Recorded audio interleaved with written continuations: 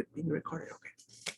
Welcome everybody to 52 Living Ideas. This is Comprehensivist Wednesdays that we do in collaboration with the Greater Philadelphia Thinking Society. Today, we are going to be talking about something very simple, yet profound. We're going to be talking about reading, writing, listening, and speaking at their very best, and how they interact with one another. It's going to be highly interactive. I'm going to invite everybody to talk about their take on each of these. I'm going to try to keep track of what everybody is saying, and I'm going to try to summarize it. And then we're going to be, in the later part, we're going to be talking about the connections between reading, writing, listening, and speaking. That's the plan. So we're going to start with reading. What is reading at its best? That's the question on the table. So what do I mean? And what I'm saying here applies to each of these four things. Do not look for easy examples of reading. Do not look at reading of the text, some text message you get, or reading of just a humdrum news story. Think of the most profound things, life-transforming things that you have read. Take maybe three different ideas, three different things like that. So the most valuable kind of reading. Think of those things. And now think of how you read it. What is the best way of reading it? How do you get most from the reading that you do? Those twin questions. What is reading at its best? Both in terms of what you're reading and how you're reading it. I would love for everybody to share their thoughts on this. And then we're going to do the same thing, same analogous thing for writing, listening, and speaking. So writing, we're saying, what is the most important thing you can write? And what constitutes writing it well? What is the most important thing that you can listen to? And what constitutes listening well? What is the most important thing you can speak about? Again, choose multiple examples which are very different from each other, yet are all important. And then how do you speak? Okay, so we're going to go through these four stages. I invite each of you to share what you think is reading at its best, writing at its best, listening at its best, and speaking at its best. And then we'll start to slowly come together, come up with a pattern together.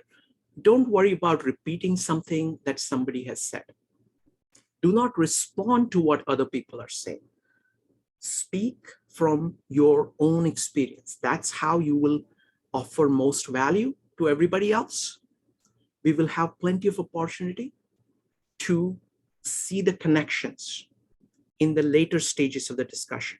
In the first stage, I want everybody to put things on the table. All right. So we're going to go ahead and type an exclamation mark if you would like to share your thoughts. So question on the table right now is only about reading. What is reading at its best? We're going to start with Joe, Dielche, and Maritza, and take your time. You can talk for as much as 5 minutes on each of these things. Go ahead, Joe. I think reading at its best allows you to question whatever your beliefs are, that it opens your eyes and your thoughts into something new. It broadens your horizons, and it can be a life-changing experience. So an example for me would be, one would be The Practicing Stoic would be a perfect example of one book that had opened my entire eyes up to a philosophy of life. It was the first Stoic book that I had read that led to several other books in that, that led to a very practical way of approaching life for me. And so it also opened up my eyes to so many different things, as well as to understanding things that we can't change and things that we can change and things that we could do better, even just how to look at the world. That's what, reading something like that is just, it's to me, that's what reading really helps me do. It helps me question my current belief system at its best. I think also there's been quite a few behavioral economic books as well that also fit into the category of how I look at human behavior and decision making and my own personal decision making. That I can say Thinking Fast and Slow as one of them, but I could also speak to some of Schumpeter's work, as well as I think some of the most profound work that has changed my perspectives of, he critiques Karl Marx, but he critiques him in a way, and he just says that he wasn't all wrong. And so that actually changed your perspective as to what we're traditionally taught. So again, it opened up my eyes to another opinion more than anything else to me. So these are the types of things where when I'm reading, it's challenging my worldview, and it's opening up. Now, I would say that the Gita has provided that, but it's with an asterisk. It's required the engagement that we've had here at 52 Living Ideas as another, as another transformative text. And I think that that's reading at its best, is that you're starting to read something that fundamentally you're looking at everything differently. And so that to me is reading. You're gleaning meaning. You're able to derive meaning from the text that is actually transformative. Wonderful. Let me ask you one question. Sure. You did a fantastic job of listing many works that broaden your understanding, that make you question and extend your worldview. Let me ask you the second question. The second question is, when is it that you think you're reading well? So keep what you're reading the constant. What does really good reading consist of? What do you think? When you're able to integrate the ideas very quickly. And that becomes very, very clear. I know when I'm reading well, and I know when I'm not.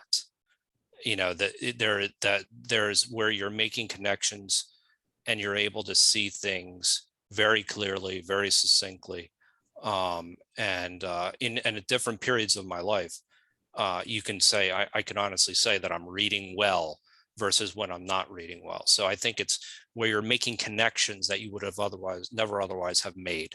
And I think that's reading well, I think, for me. Wonderful. Thank you, Joe. Great. I really appreciate this. Next up is, give me just a second, is going to be DLJ, Maritza, Dave, George, Johnny, Laura, and Judy. DLJ, what is reading at its best? Thank you. So you've given us kind of two parts to this, right? So value, as in life transforming, and then the other one is optimal, so at its best, right? So life transforming or valuable, I'm going to say just reading accurately. So things like walk, don't walk is probably going to be life transforming if you get that wrong. Or look left, look right kind of thing. We might get run over. So that's just basic sort of accuracy, and it gets to things like fake news and the ability to, all that stuff, right? On the optimal side, okay, I know I've read something. Okay, so you ever had that situation when you read a paragraph and then you just think, I don't know what I just read. So you're kind of gone into a blur because it's either badly written or your brain is elsewhere, right? It's good when you're kind of stopped in your tracks and you've just gone, hang on. So it either changes the frame that you thought of before, or it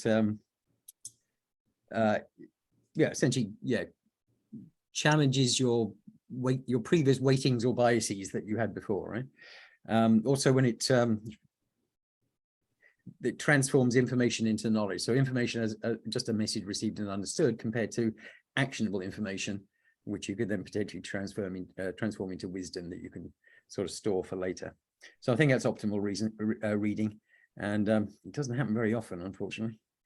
But yeah, there you go. That's mine. Wonderful. Thank you, DLJ. I mean, the thing that stand out for me is, there is an accuracy that is involved in reading certain things. Maybe a law, maybe it's just there are many areas where the accuracy is critical. The second is you're making the point about reframing, which is similar to what Joe was saying about questioning, broadening perspectives, so seeing other perspectives. And the other point that you made, which was very useful, is that to make sure that it is actionable. So it's not just you're taking things in, but you're able to use what you have read in order to make changes to your life. Next up is going to be, oh, sorry, DLG, you had a follow-up comment. Go ahead. I was just going to say I was impressed by your listening skills there. That's right. No, it's all my writing skills. What I'm doing is that I'm listening and I'm writing. So I have this is my writing, and I'm using this writing to even more impressive.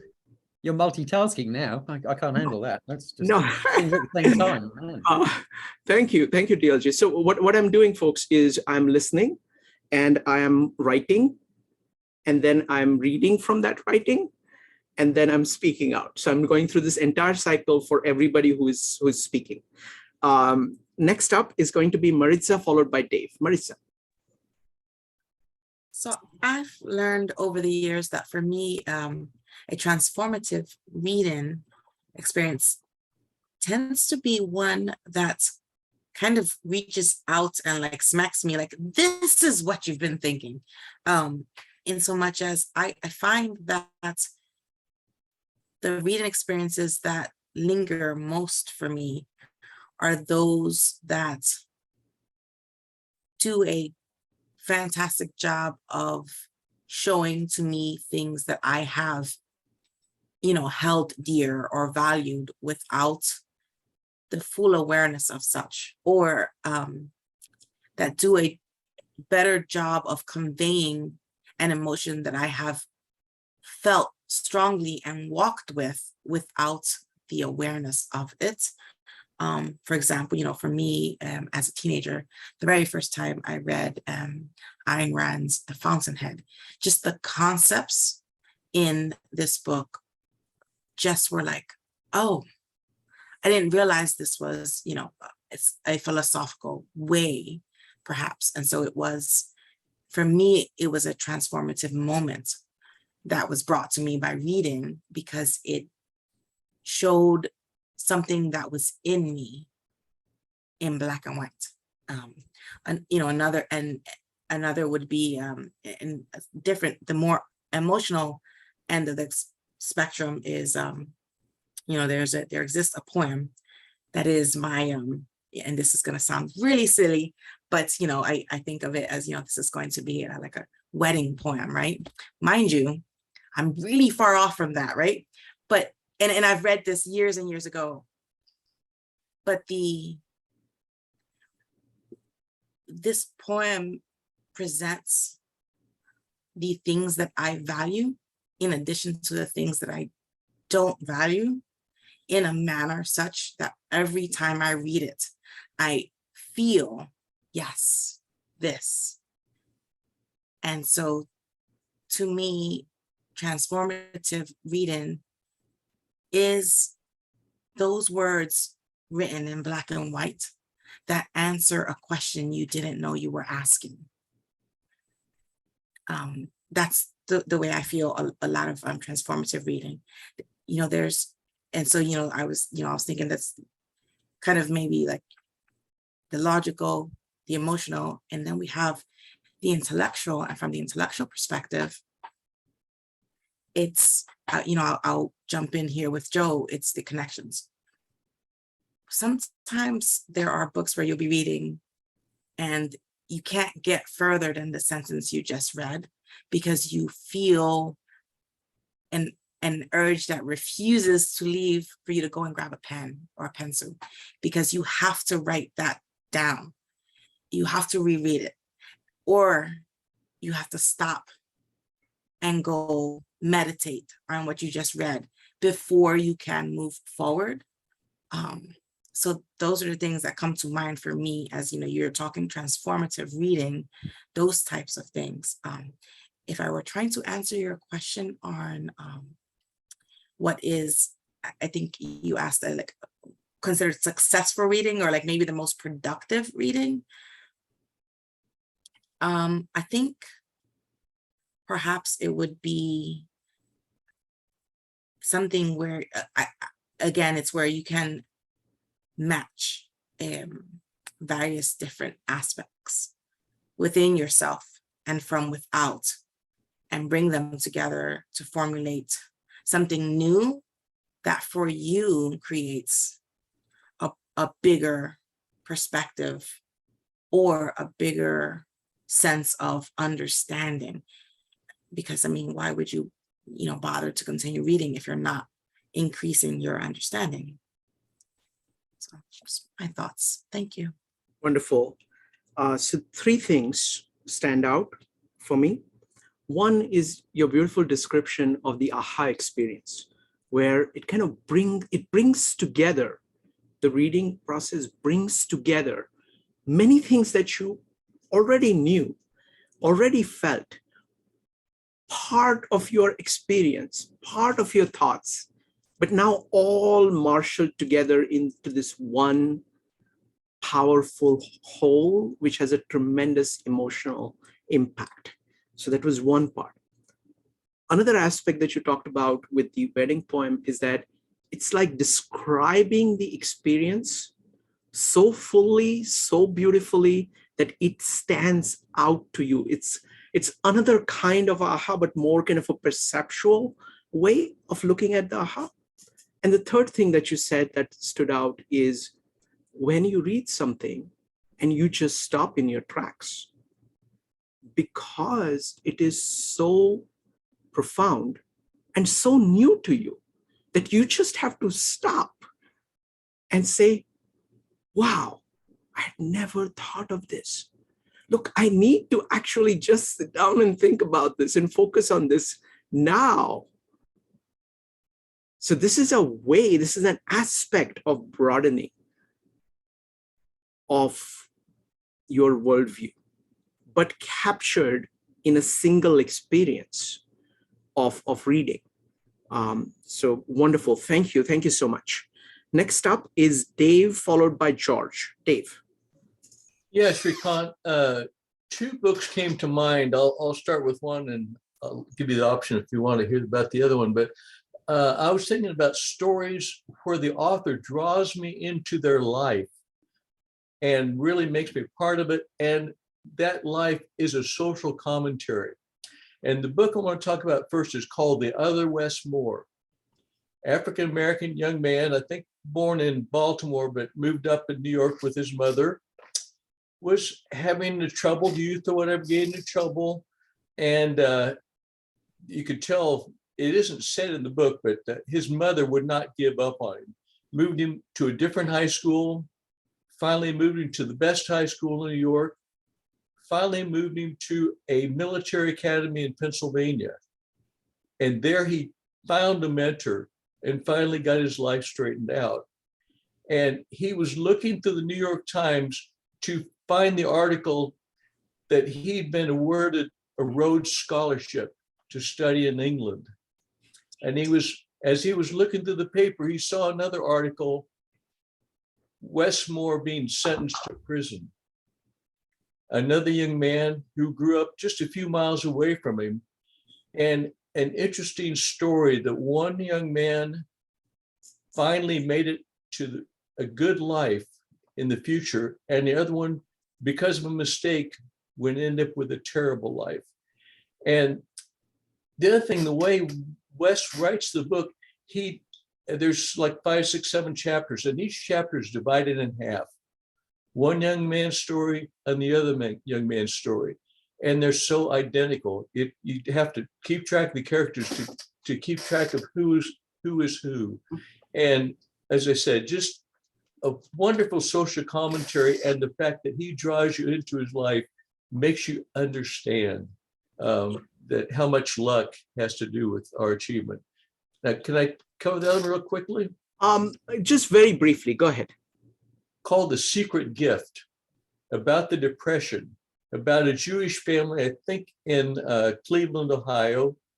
And this Jewish merchant was giving away money, of course, to Christian families, but completely anonymously.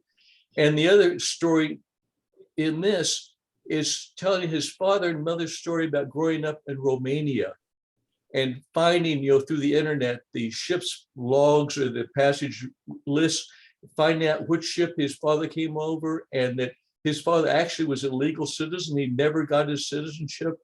And then all the stories of the people they gave money to, how their lives had been changed, how their letter for requesting money and their letter followed up later years, and he tracked down every family to see what had happened to them. As I said, just drawing into people's stories, their real lives. It was just a fascinating read. Wonderful. Thank you. Thank you, Dave. So the thing that stands out from your description is that you're talking about a kind of reading that does a kind of thing to you. What it is doing is that it is, let me step back. Human experience, human being is very complex. And human experience is very rich, very deep, very diverse. And sometimes the writer will make that stand out for you, so that even when, like, so far everybody talked about the reading which is more intellectual, more immediately trying to kind of conclude this is the idea.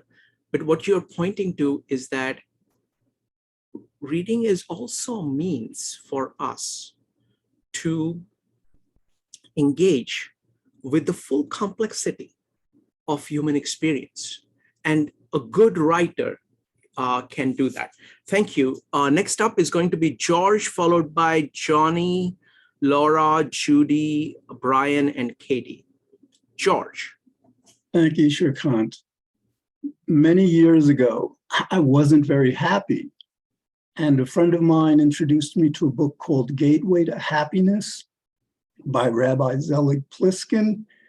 And that book was about what not just but what our lives are most about.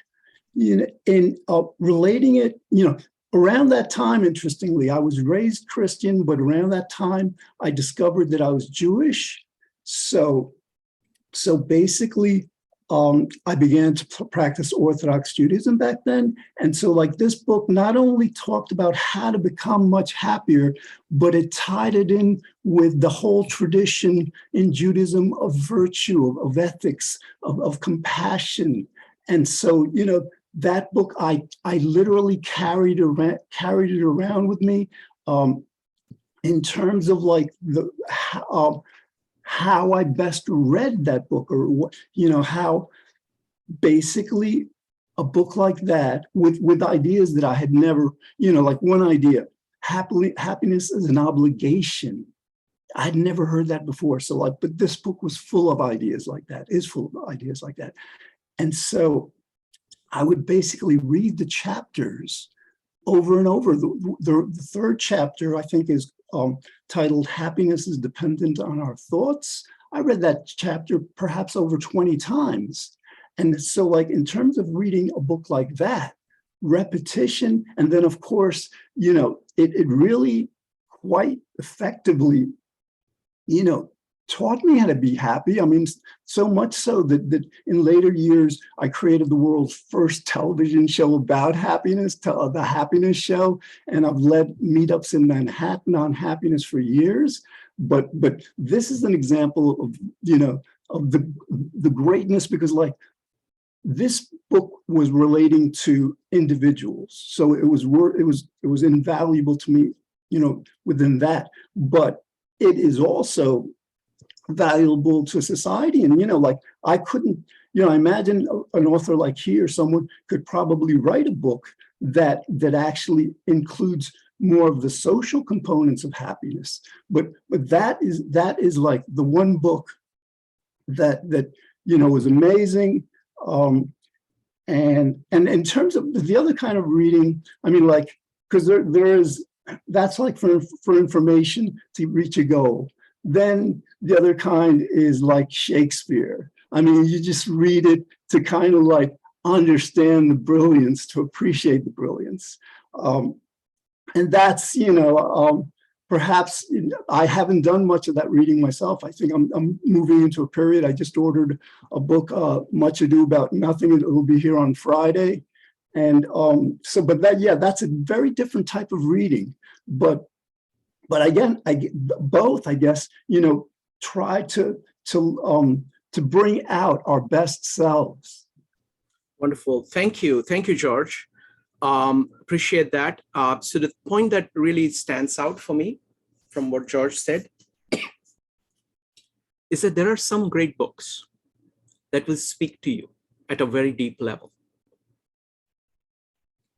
And when that happens, you will need to actually reread it many times until they become a part of you. And what these books do for you is orders of magnitude different than other books. So thank you for bringing that up, George. Next up is Johnny. Thank you, Shrikant, and everybody. Take this in a slightly offbeat direction, perhaps, but reading at its finest. First, I want to focus on how profound I think it is that we as a species have determined a technology to interpret shapes drawn on a page, which allow us to enter and integrate the mind of another person and travel effortlessly through time and space. We program each other through sharing what we read. It's incredible. And therefore, it's kind of always at its best, almost regardless of what specifically we're reading. But it's interesting to me how an appropriate setting can celebrate the act of reading. So comfortable chair, good lighting, cup of coffee, etc. I'm just picturing reading at its best, and that's kind of a visual aspect that comes to mind. I'll conclude that I think for me, spiritual reading that makes a positive transformation within, that we can feel and put to use immediately, that makes us a better person, is reading at its best. I'm thinking of the Lotus Sutra, something that I've read a bit, but it can be numerous things, and even posts from friends and memes, and certainly great fiction and poetry. And then don't get me started on reading great poetry, because reading great poetry just it's so essential in the power when a person really crystallizes an idea, a transformative idea, into sometimes as few words as possible. It can just hit your mind and body and life so hard. So that's some thoughts on reading. Thank you. Oh, wonderful, Johnny. Great points. I want to start out with just highlighting how wondrous a thing reading is. We take it for granted, but look at what it is. Somebody lives his life, has his thoughts, his emotions, his actions, has his observations about the world, and puts it with these little marks on a piece of paper. And it has this magical power of recreating some of it, or you can recreate some of it in your consciousness. So it's time travel. Yeah, it's amazing, amazing technology. Mm-hmm. And it is a profound technology. It has changed the world. You can't have civilization without it. Many of the people that we are communing with are no longer with us. They lived at different times. We're able to bring all of that experience, all of that thought, all of that, conscious thought, feelings, integrations, and put them all together in a way in which they have never been put together. Each of us can do it differently. This one thing, one written thing speaks to so many different people in so many different ways, and they can take so much out of it, connect to whatever it is that they have inside in their own heads. So wonderful. Thank you. Thank you for bringing that up. Next up is Laura. A conversation through time. You're welcome. Thank you. Wonderful. Yeah, the issue of conversation, that's a huge point. It's Mortimer Adler called it the great conversation. It is, it's the ideas, it is culture being transmitted. Thank you. Next up is Laura, followed by Judy. Laura, what is reading at its best? For me, it's a book that with every word I can draw, every passage I can draw a picture of it, so that I can make myself a fly on the wall, but a fly that becomes part of it, so that I'm living the history of that book through, I don't know how to say it. I'm there, I'm part of it. They don't really see me, but I live it. So I love books written by Jane Austen, George Eliot, the writers who write with such clarity, even Louis Sullivan, Tai Ching, anything where I can read and I can see a picture and I can become part of that landscape. I become part of that history. I become part of that sociology, where I understand what's going on. I become part of that history. To me, that's a wonderful book. That is a great read. Books that don't have that quality, let's say like The Design Way, I couldn't get into it because I couldn't draw pictures in my head of that book. So it was very hard for me to read that. I could read Louis Sullivan about 100 times. I would, and I'm rereading The Fountainhead. I unfortunately have the same reaction to it I did when I was in high school, which is I did not love that book at all. I was very opposed to it, and I still am. But that book, I don't really make pictures. It's hard for me to make a picture. In fact, I read in the back of the book today how they described Rourke, and it's like, what? I had no imagery like that at all. And maybe nobody, but that's how transformationally, how I come out of it after doing that is a sense of the world, a sense of how we got where we are. And I think you need that in order to go where you want to go sometimes. And, and I think you need that to design what you think the future should be. So that's me and reading, okay? Thank you, Laura. Great observation. So ones that I want to highlight is the visual component. We are visual creatures. So great books actually do this very odd dance between audio and visual. They make the visual stand using audio. It's a sequential medium, right? Reading. But a great writer will build this picture, and it's not a static picture. It's like a moving picture, and you are moving through it. So I like the term that Laura uses, that I can live in the book, where you can actually see, kind of move and feel the book taking place in your mind, and you as an explorer in that, kind of noticing things. Great point about visual angle. Thank you, Laura. Next up is Judy, Brian, and Katie. If anybody else wants to comment, go ahead and type exclamation mark. Judy. Okay, I mainly read for pleasure. It gives me great pleasure to read. And I love to read actively, meaning I like to write, highlight, draw, post-it notes everywhere, writing all kinds of issues of my life in the book. I mean, my books are just like novels.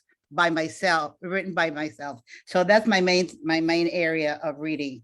I also like to read new things. I have no idea what they're about. And then I'm kind of caught by surprise.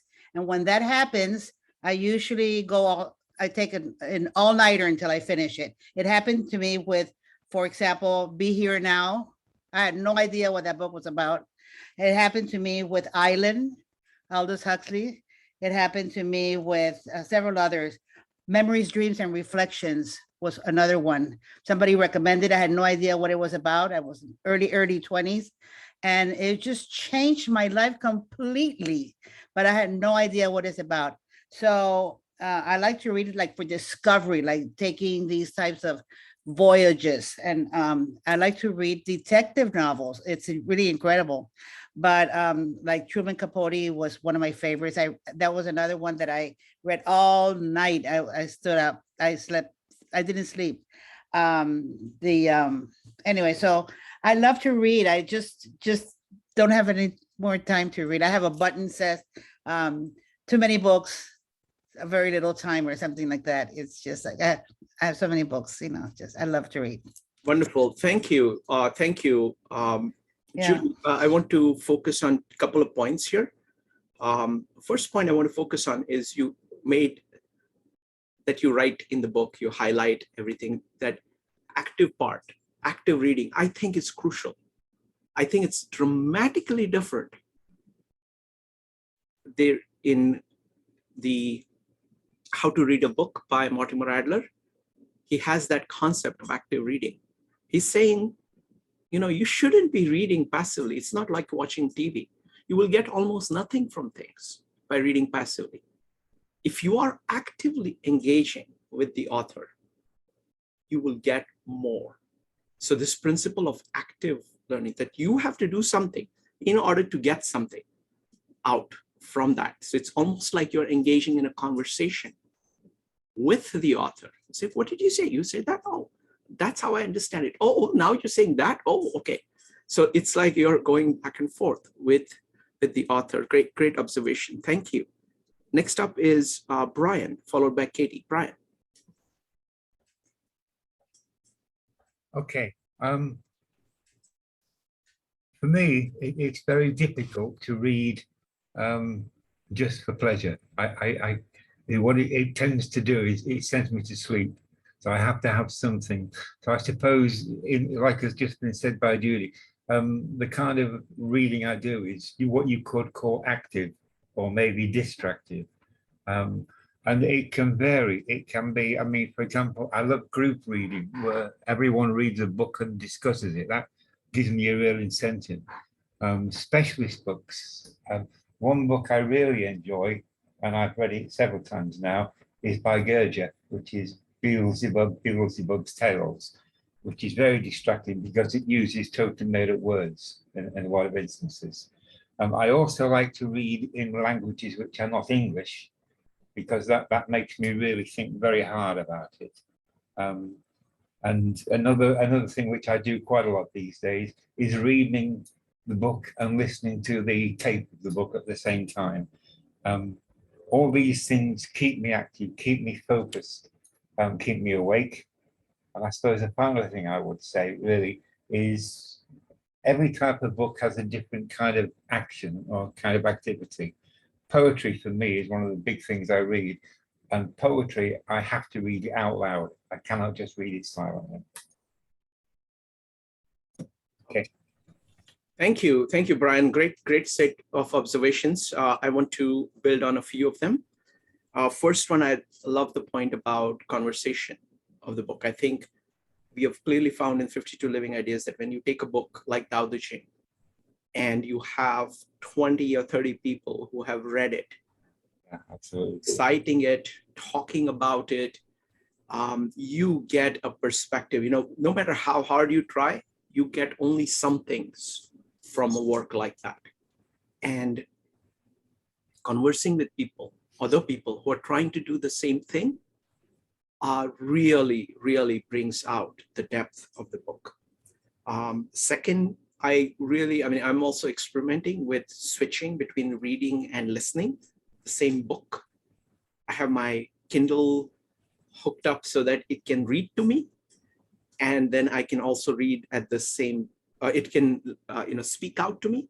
So I can read and listen whenever I want. I can move between the two or be doing both at the same time. And it's a very different experience. I definitely recommend trying the kind of combination of these.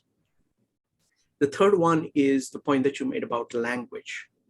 I think that's a very profound point. I mean, I'm fortunate that I know two languages well. I grew up speaking Marathi. I did not know English until I was about 13 or so. So I have a very strong base in Marathi. And what happens is that if you know a language up to a point where you can read its literature, that's what I mean knowing the language, that you have to be able to read the literature, hopefully write a little bit of literature.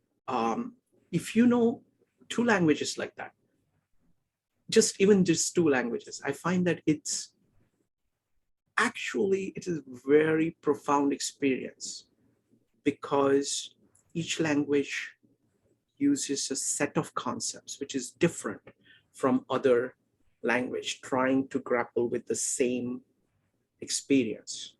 And in comparing the two sets on a continual basis, you learn more about the thing that you're trying to understand. It's like having two different maps done by two different people, two different cultures, actually, two different traditions, two different ways of doing maps. And you're continuously going between them. Go ahead, Brian. No, that covered everything. I don't ever come back on that. Wonderful. Thank you. Thank you, Brian. Great observations. Next up is Katie, Marco, and Chick. Katie.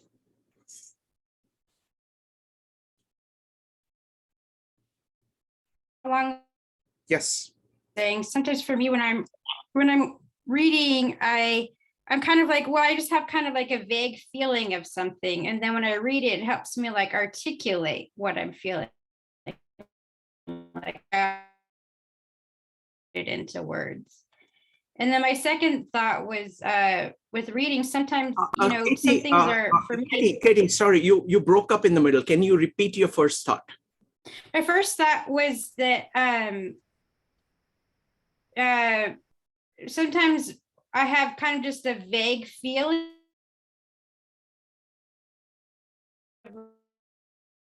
and articulate, put it into words. And when I read it, sometimes I'm able to like, oh, that's what I'm feeling. That's how, and it makes like sharper, helps me articulate what I'm thinking.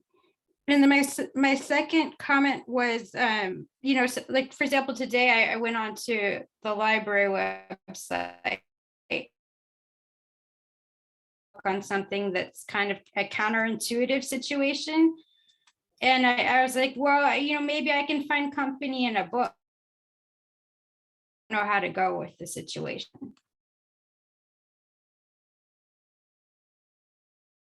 Thank you, Katie. Unfortunately, your audio was not perfect, but the point that I really got from what you said was the issue of articulate. What reading does is that many times great books enable you to articulate something which is only vague in your mind. It's kind of at the edge of your consciousness. It is like impinging on the edge of your consciousness. And the words that somebody uses to name it, suddenly it's like, having a spotlight on that so you can see it clearly. It's an amazing experience, and that's what great authors do. And this applies to both fiction and nonfiction.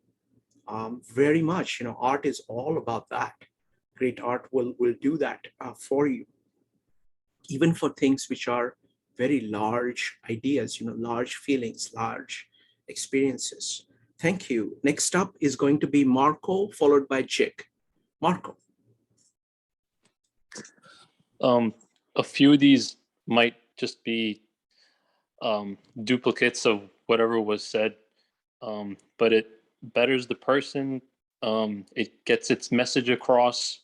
It's nurturing, it's restorative, entertaining, builds on previous knowledge, and sharpens a person's intellect.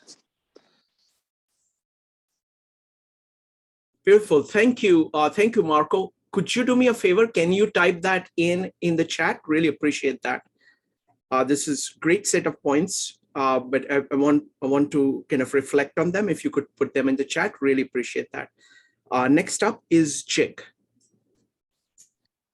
Hi, everyone. Hi, Shrikant. Reading to me is a whole lot of things depending on my mood and the kind of day I'm having and the material that I'm working with.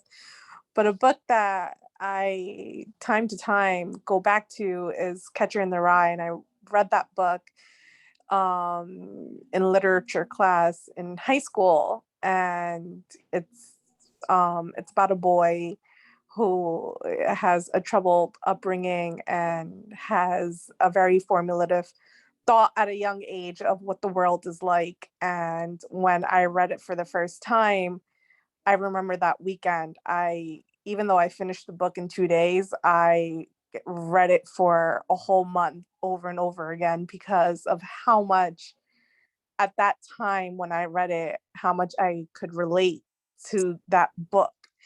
And just for fun these days, I kind of go back to that book a lot, just because it reiterates sometimes just those simple thoughts of what that boy was going through in the book. And it's obviously very fictional and the character was made up, but reading to me ultimately is an escape.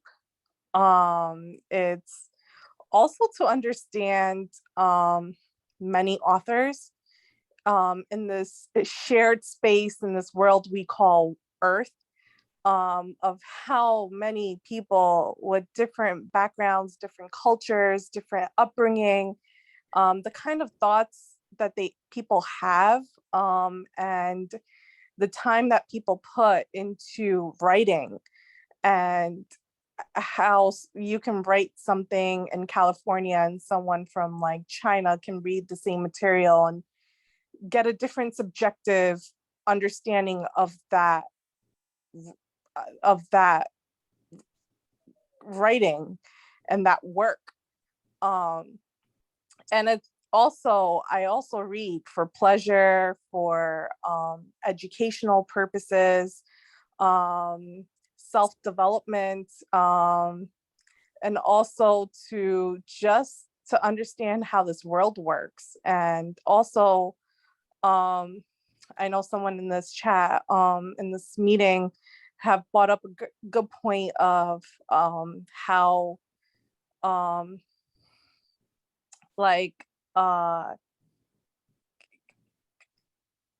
how something that's written down can be aged, and can be inherited through time, and you can pass over that knowledge over and over again. I mean, Bible is a great example of that, right? Like who wrote that? Like, we don't know, but it's been passed down and people talk about it for years and centuries. Thank you. Thank you, Chick. Yeah. All right. So I want to highlight one aspect of what you said. And the most amazing thing that you talked about was your reading of Catcher in the Rye. And what is going on there? I think that happens to most of us with books. And that is the most profound experience a book can give you, where something in the book speaks to you so that you're saying, I have to keep going back to it. I've just read it, but I have to keep going back to it. I have to keep going back to it over the years. One aspect of this is a character. Fiction books do it in a different way.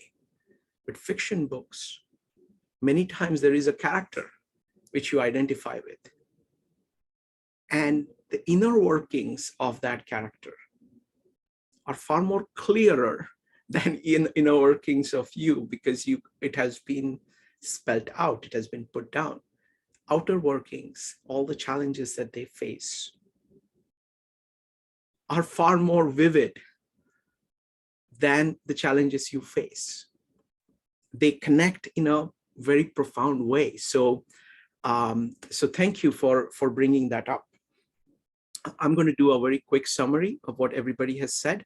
I really like Marco. Marco, thank you for those points. I really like that. Betters the person, gets his message across, nurturing, restorative, entertaining, builds on previous knowledge, sharpens intellect. Just very, very good capturing of what reading does for you. Now, I'm going to quickly summarize what everybody has said about reading. I'm trying to use writing now. I'm trying to listen, and I'm trying to use writing. And now I'm going to use reading.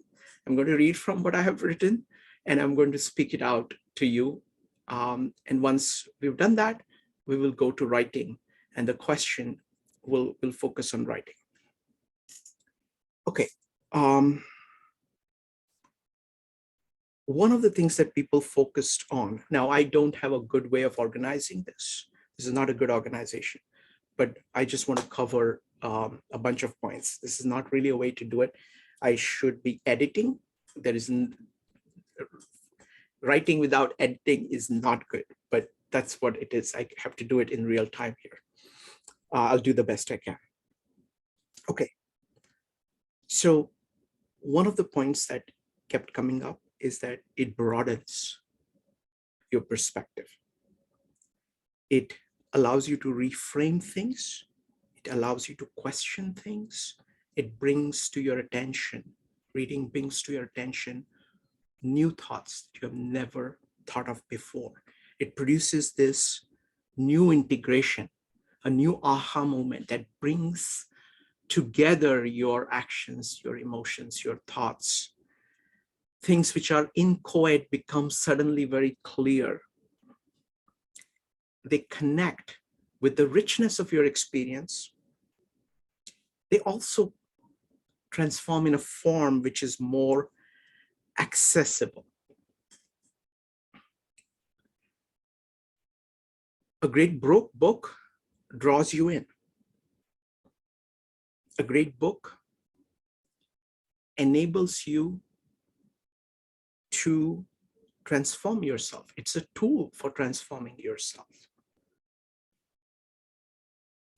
In order to do that, you have to do repetition. You have to actually love books. It's not about reading many books. You have to love some books. You have to separate them out and say, what this book is saying is special. And I'm going to read it 20 times, over whatever time as needed, because what it is saying is precious. So that is the power that book has. It's an incredible medium. Somebody is trying to transfer this entire life and thought that they have had to you, though they are not there. It's the most amazing technology. It brings vividly to your mind a picture of possibilities that you have not thought of. In order to fully engage with it, you have to be active. You have to do something. If you just take it in, take a book, you might as well not have read it. It is your engagement with the book that really transforms you. That's my quick summary. Now, let's go to writing. So we are actually doing pretty well on time because we have one more Comprehensivist Wednesdays next Wednesday. So today we'll cover reading and writing. And then we will go back and integrate it with listening and speaking next time. I want to do this well, so please take your time to talk about writing So after finishing writing, we are just going to talk about reading and writing and connections between the two. Okay. So the same question for writing. Okay. Do not think of something that you just write. Look at writing that transforms you. What kind of writing makes a difference in your life? We have seen with reading what it can do.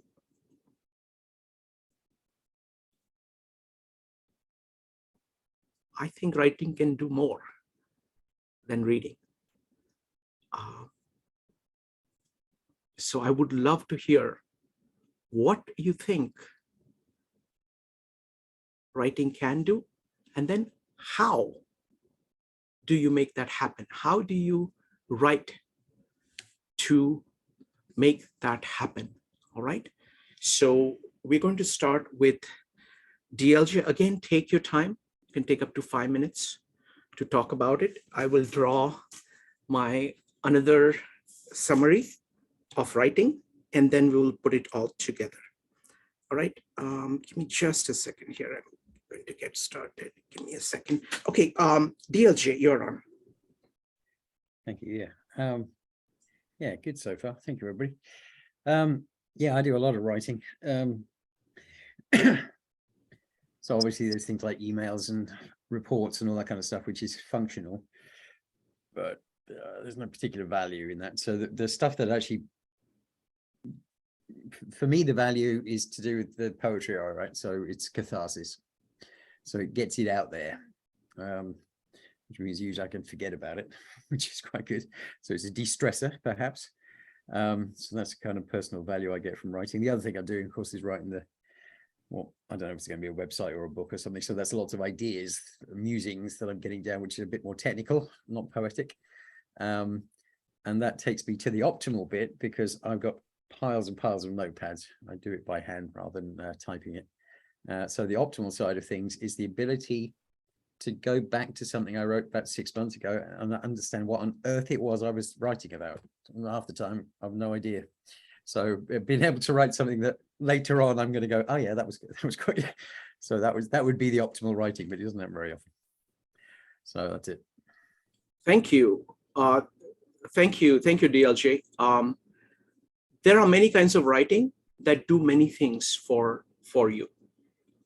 Just like for reading, just like there is reading of different kinds, let's focus on what writing that really makes a difference.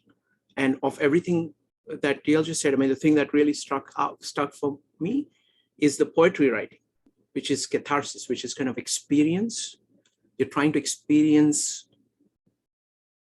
what is going on in your consciousness at its best. You're putting it out there, and by the virtue of putting it out there, it actually changes how you feel. It's the most amazing thing, because there are things that are there kind of inchoate in your mind. You may be feeling a certain way. Many times journal also does the same kind of thing. So that function of getting something that is in your consciousness out there on paper. Catharsis is one of the big advantages of it. Thank you. Next up is Joe, Laura, Dave, Jig, George, and Marco. Joe. Really quick question. Are you including drawing? If you want, you can include it. Go ahead. Yeah, in a way, because I think that also helps me. That's just one aspect of it. I mean, you took the main, the most important part, which is actually journaling, because that helps me reflect. And if you journal for long enough, you kind of see a trend, whether it be in yourself, or even the people around you. So it makes you more self-aware. So I think that that's perhaps the most transformative aspect of it. But when I think about ideas, many times, I find writing about an idea is very important, because it helps you organize your thoughts, but also then putting it into a visual format really kind of helps me kind of, then kind of at least see how maybe a framework should be structured, how, you know, how I should be looking at something, or, you know, if it helps me see the connections between ideas. So I think that that's kind of, it's diagramming when it comes to writing is critical for me, not for everyone, but also that, I mean, even when I was in school in mathematics, that would actually help out. That would help a great deal. So for me, you know, again, the most transformative, I think it's also interesting. There is this type of, you know, there's historical writing as well. When you're writing about historical events, that helps you remember those events for me. So that's another thing that is also, you know, it's beneficial. I wouldn't, you know, say it's as transformative as knowing oneself, but it's just a form of learning. You know, and obviously, I think DLJ actually really captured the poetry aspect of it very, very nicely. So, you know, those are just some examples for me. Excellent point. Joe, I mean, the thing that I really like is one is the issue of, one is the point about diagramming. I'm a big fan of diagramming. I'm doing that all the time. That's how I'm able to produce this summary. This is what it looks like. Let me see if I can do this. Just a second. Sorry about that. It's cut. It's too small. Sorry. Make it bigger so you can see it. Yeah. So let me see. So this is the summary. Oh, it's not good. Sorry about that. Okay, you can see it now. This is what everybody said about reading. Okay, so that's the way in which I actually process the information, because it is easier to organize it. This is not a very good organization. Normally, if I have a little bit more time, I would be reworking all of these again and again. But I fully agree with you that diagramming is a huge part of writing, because it has to do with organizing. You're kind of organizing everything. That's what you do when you diagram. The other points that you made about journaling as a way of getting your thoughts out there, being reflective. I think that term, self-reflection, is a critical part of writing itself, because we cannot think about what we are thinking about while we are thinking it. But the moment you take a thought and put it down, you're able to reflect on it. So it is moving one level up to be able to look at what you have thought and say, what do I think about what I have thought? Writing enables you to do that. That is the greatness of writing. Wonderfully put, Joe. Great observations. Thank you. Next up is going to be Laura, followed by Dave. Laura, what is writing at its best? You say that. I think writing a couple ways. What you were just saying, when you write something down, it's your memory, it's your thoughts, and they belong to you. And of course, when we read things, we want to remember them, and the best way to do it is have something like a diagram or some short thing. So that's great right there. I also see that when you write something down, it's yours and you take ownership for it. So I look at when you math, for example, you create a proof. That's your proof. You own it, QED. And you take ownership for that proof. It belongs to you and you alone. When I had kids do math problems, I had them write their thinking down and give me what they thought as they were doing it. And it was incredible because they liked that sense of ownership. It was theirs, it gives them a place where they can evaluate. So they write, they evaluate that.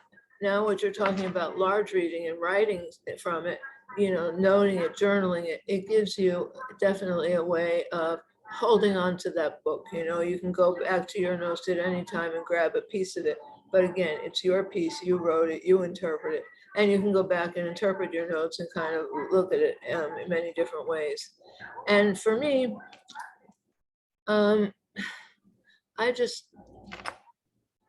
don't write anymore because I can't read my writing anymore, but I wish I could because I would like to take notes. I don't like to write in books because I think they're too precious, and I don't like to write in their margins and muck them all up. So I do like to write notes at certain points, and because I want to remember them. I found one thing coming to for 52 Living Ideas is I sure read a lot, but I sure also don't remember a lot. And I would like to start remembering what we're talking about so that I can go back to it. So those are the ways I see it. But for me, the writing part is, also when I used to study in college, I wrote everything down for when I studied. I rewrote. It's like I never took notes in that class, and I just sort of looked at it casually, but I rewrote everything that was talked about because that's the way it came solid in my head. That's the way I finally understood what we were talking about. And again, those were my notes, so they were in my head. That those thoughts belonged to me, and they weren't for the minute in time when I was going to use it on the test. It was, those were there locked in because they were incredible notes. I must say, I was a really good note taker in those days. But that's an important thing to be able to do also. So wonderful. Thank you. Thank you. Great points, Laura. I really love the points. My favorite point of all is the point of ownership. I think that's really summarizes what writing does. Writing is like taking ownership of your thoughts, because otherwise those are fleeting. Our consciousness changes all the time. Our memories change all the time. So writing is the way in which you take ownership of your thought. You say, this is what I think. Then you say, okay, what I own, is this a good enough thing? No. You edit all the time. Then you say, okay, how is this connected to this other thing? So you're trying to put all the things that you own properly together. So that's all about organization. So the critical point is that of ownership. Sorry, Laura, did you have a point? Go ahead and type exclamation mark. No, go ahead and unmute yourself. Sorry. Please unmute yourself. You're on mute.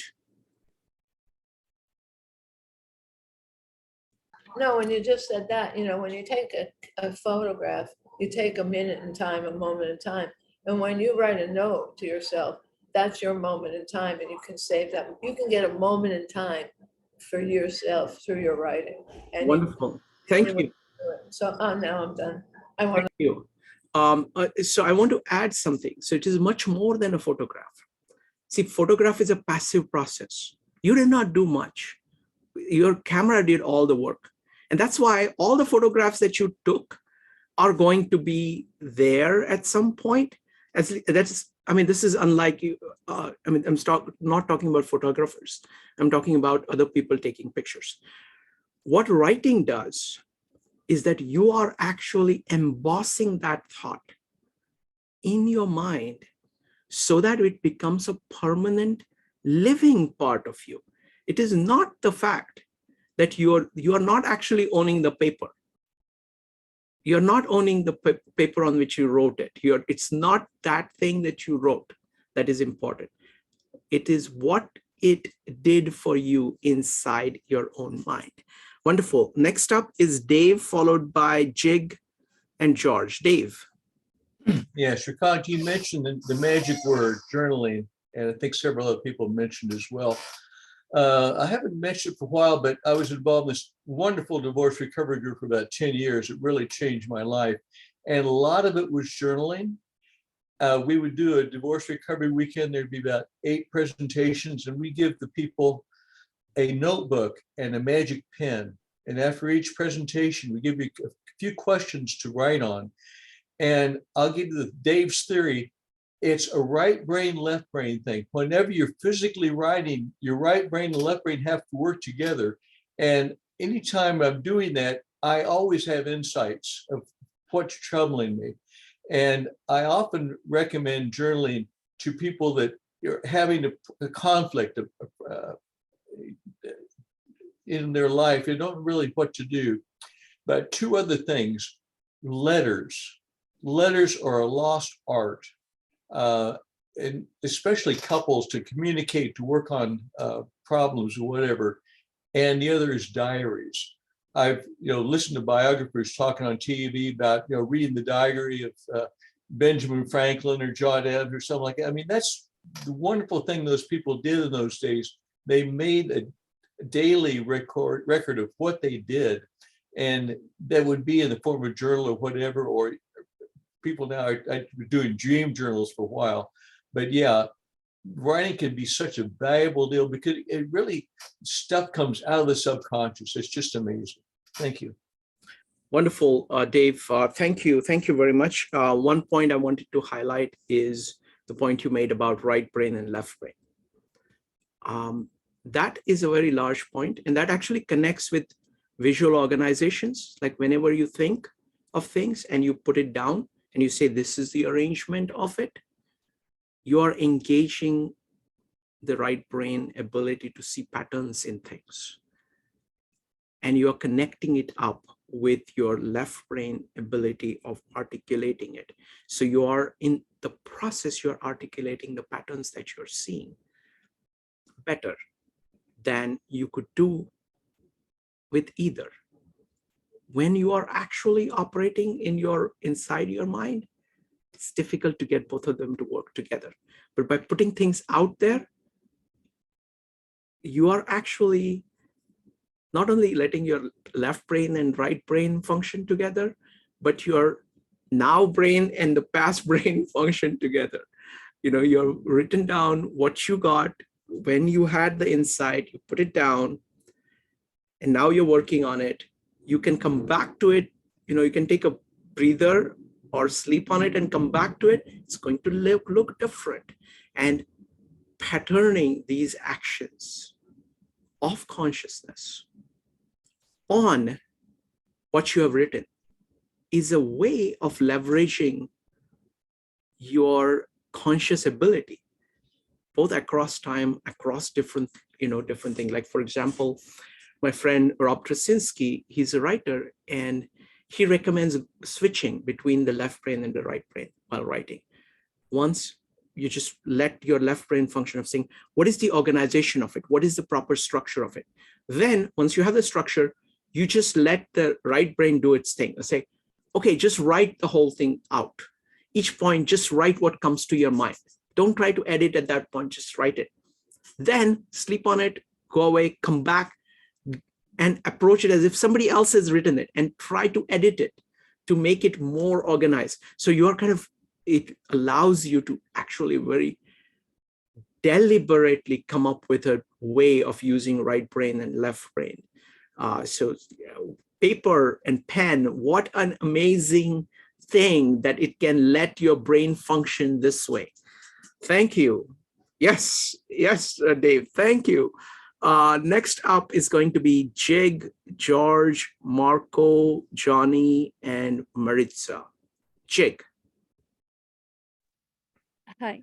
Yeah, writing for me is very cathartic and also it provides me to give relief to my thoughts, and putting it out there just for myself and keeping an audience in mind that might want to engage in these thoughts is very productive in my mind. But then going back to sometimes things that I've written down, either if it's journaling or my diary, or even these days I've gotten into cooking, and it's one thing to cook and it's another thing to write down the directions to cook, because you have to keep that audience in mind. And the simple things of like turning on the gas, I might not be thinking about it while I'm cooking, but if I have to write that down, I have to keep my audience in mind. That I guess someone might be so novice to this, or an amateur to cooking, that maybe that direction can provide guide guidance that turning on the gas is really important. So just like the simple fact of, bringing my thoughts and my ideas onto a piece of paper, and then understanding the person that might read that, how are they going to interpret that knowledge, it's a back and forth act. And I have fun with it because it helps me write. It helps me be very objective and provide as many adjectives, and helps me along with English is also my second language. So when I write in English, it helps me do research even better to come up with the best words to use when I have to provide guidance. Just from the little bit of writing that I'm doing these days, as far as like, yeah. Thank you, Jake. The point that I really like, the new point that you brought in here, is that writing is not just for yourself. It is writing for other people too. So there is writing that you're doing for yourself, and there is writing that you're doing for other people. And that has a whole bunch of requirements which are different. So one thing is that you have to understand the context of the other person. You have to say what would make sense to them and how would they see them. And what that does is that it actually brings a level of objectivity, groundedness to writing, because they do not have access to your consciousness. The writing has to speak for itself. As we saw in all the great reading points that people made about reading, the writer has to make that entire conscious experience come alive in your mind. So when you are a writer, you need to be able to do that for somebody else. So that is, I think, that is the standard. Because if you can do that for other people, of course you can do it for yourself. Remember that you yourself change over time. What you wrote 10 years ago is not necessarily fully intelligible to you. You may be missing a lot of it. So if you are on the premise of making it clear for other people, then hopefully it'll be clear for you too 10 years from now. So I love the point about other people. Thank you. Next up is going to be George, followed by Marco. George. Thank you, Shrikant. Yes, after having become happy all those years ago, an idea came to my mind that it was only useful if I shared it. And so, with that kind of writing, before I was going to commit to write it, I wanted to talk about it.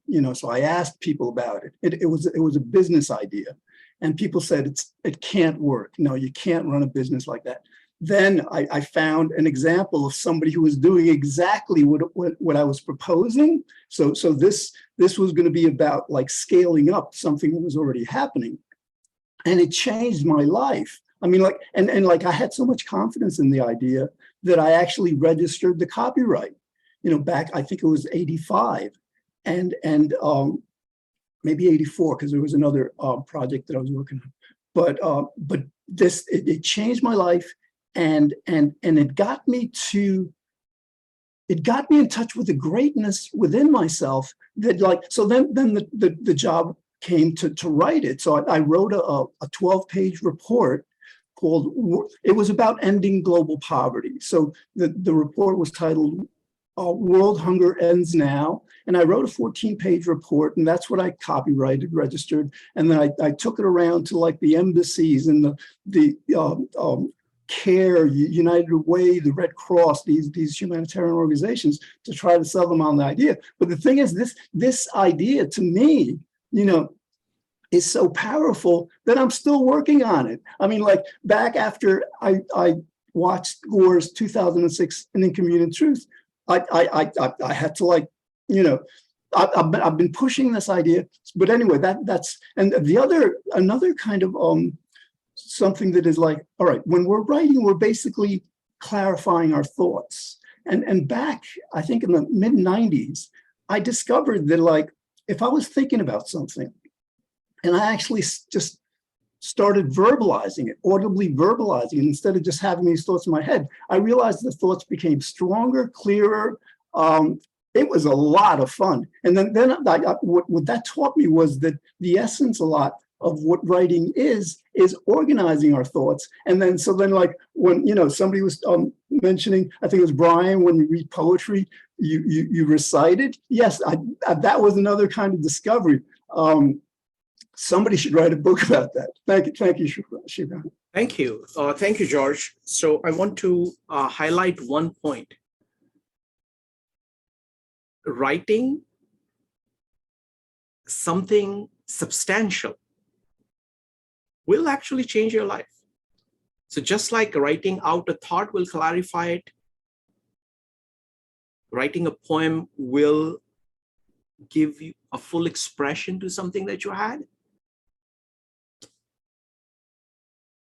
Many writers, great writers, will tell you the process of writing a book actually changes them dramatically. You can see them grow by writing the book.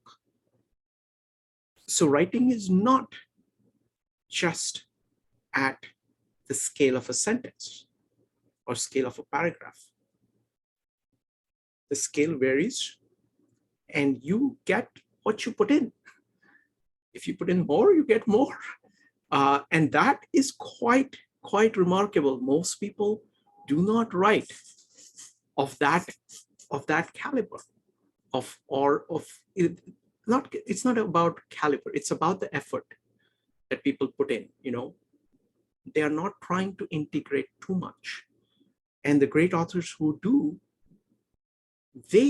now we may be very grateful to them, but what that book does for them is like orders of magnitude higher than what it can do for anybody else.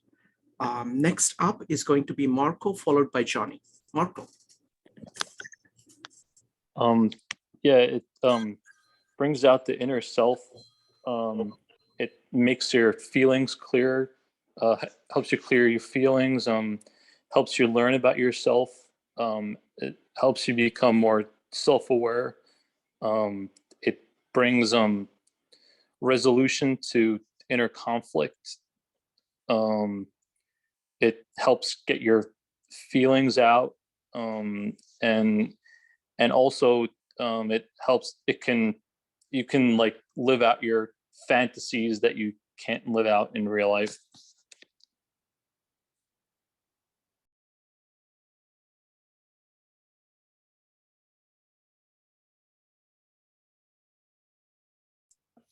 Shrikant just stepped away for a moment. So thank you for those comments, Marco. And actually, if you could put them in the chat as well, I would, so that I could actually, Shrikant can add it to his diagram. But let me see who is up next, Marco. Actually, we have Maritza.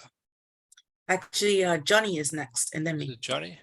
Okay, I'm sorry. I had popped in a wrong way, so I'm not showing up on the general list, but Shrikant has seen me. So, okay.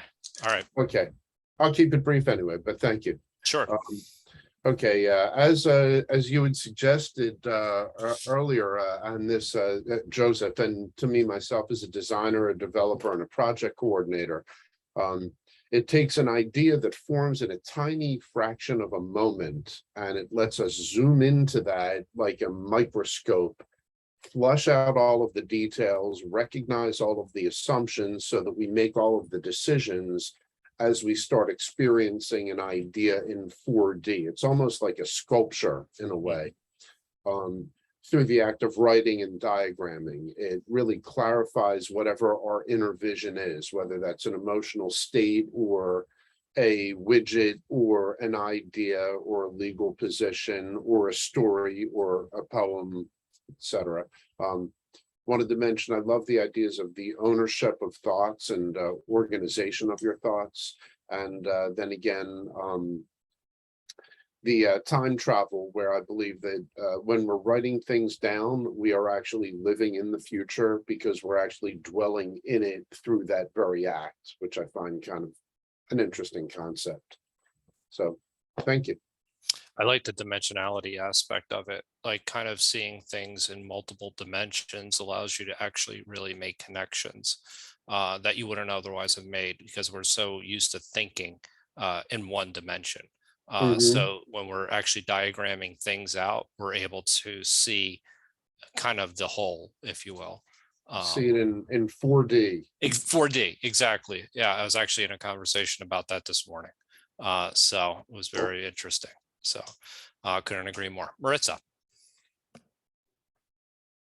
For me, you know, one aspect that hasn't been brought up is the practical aspect and use for, you know, lists. For me, I find lists to be invaluable. There's just something soothing and helpful and clarifying to creating lists. You know, I don't ever stress about traveling because I know I have my standard travel list, and I just edit it when I'm going to go on travel wherever I'm going, and I don't have to worry about it. If it's on the list, it comes with me. If it's not on the list, it doesn't. So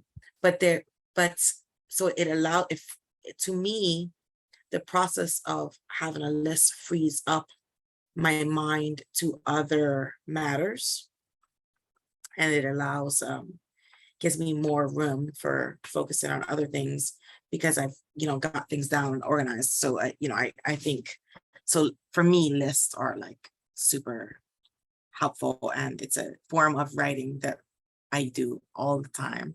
And sometimes even lists are, if it's not, and not necessarily doesn't have to be a to-do list. You can have to-do lists if you're trying to decide if you're going to stay at your job, if you're not going to stay at your job. A list can turn into and become an outline for a future, life plan or action plan. So I just know that nobody had mentioned that. So I wanted to mention, for me, I find lists in general to be a form of writing that is just, it's indispensable. And another, I want to piggyback off of, so Dave mentioned writing to each other. He said letters. I had 2 years in the past where I dated somebody long distance, and we bought identical thick journals. And we each kept one of the journals for a week and wrote in it. And then we went to, this dying building that some of you may have heard of called post office. And we actually literally mailed the journals to each other, and we swapped journals. So now the journal he had been writing in for a week, I kept it and wrote in it for a week. And then we swapped again. For me, that experience was unique among just about any other writing experience I've had, because I was writing for myself. Because, you always have the journal, right? But I was not writing for myself because it was a journal I was sharing with someone else. So I think the process, what I learned most there is the process of getting an emotion out allows for the beginning of potential analyses of the emotion. So that was really helpful there for me. And that's what I'm just going to share. Thank you. Okay, thank you, Marissa. Sorry about the interruption. Now, I do this for other people, so I'm going to request you guys to do this for me. Maritza, I heard everything about the journal, but could you summarize what you said before for me? And then I'm going to ask the same for Johnny to summarize very briefly what you said. Go ahead, because I want to keep track of everything. Go ahead, Marisa. I just brought up the idea of lists, to-do lists, lists that become outlines, just how even it might be seemingly simple, but it can be very transformative to free up the mind of something. Like, there's no need to worry if you have a list, because now it's down on paper, you've organized it, you can work on something else in your mind because now you've used that skill. Excellent, excellent. Thank you. Johnny, what did you say? Can you summarize what you said? Yes, thank you, Shrikant. I was kind of reiterating a little bit of what Joseph had said as a project designer and coordinator, that it allows us to take an idea formed in a fraction of a moment and then dive into it in 4 dimensions and spend time with it, flushing out the details, turning the assumptions into decisions through writing and diagramming. Wonderful, beautifully put.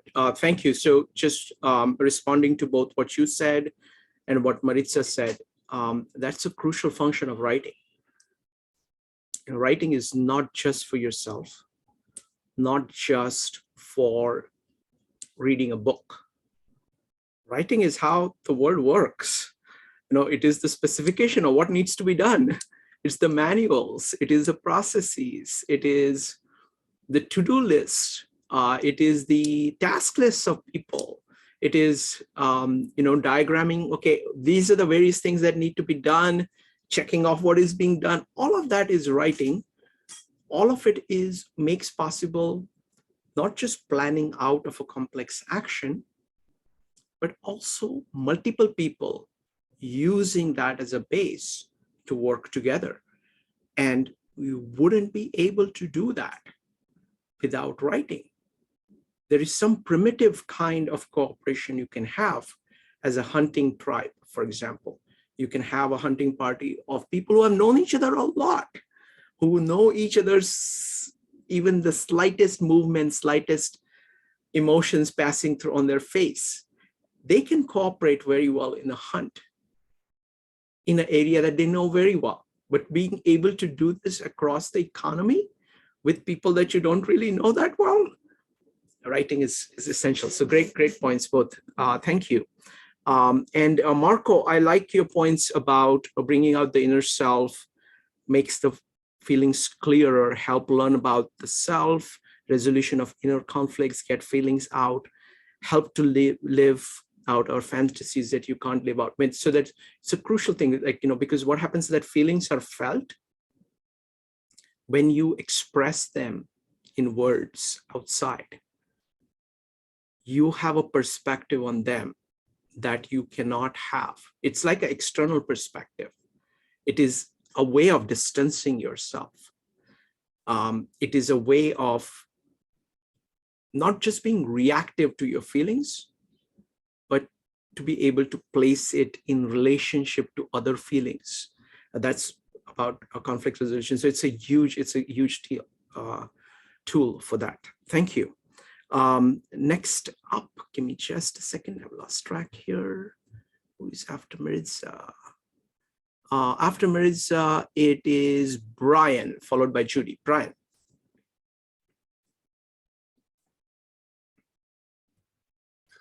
Okay, this is a more of a shameful subject for me than anything else. So, I have several unfinished books which I need to put effort into to get them finished, and I've had them for several years in that same state.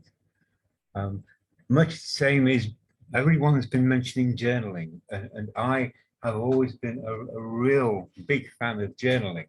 The problem is I cannot maintain a daily journal for more than about a month. And then I will go anything from 2 months to 2 years before I start again. So I've got lots of notebooks everywhere, which always begin, a new journal begins, it's 6 months since I did this, or 9 months, or 2 days, or whatever.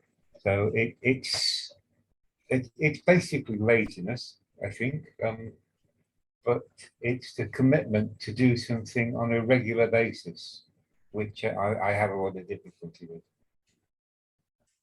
Yeah, that's it. Wonderful. Fantastic point, Brian. Really, really appreciate that, because what happens is that, we have to be honest about both the potential of writing and when we are not matching the potential, because writing is hard work. It is hard work, and it requires tremendous amount of discipline. When you actually hear the stories of great writers writing a book, we enjoy it as a brief breeze running through it, just going through it. But what it takes to actually write a book, it requires enormous amount of discipline. So I think this point is very well taken, and it is a credit to you that you're simply saying, yes, I'm failing on this, because that is the beginning of beginning to fix things. So really, really appreciate that. And it's important to highlight, because what happens is that,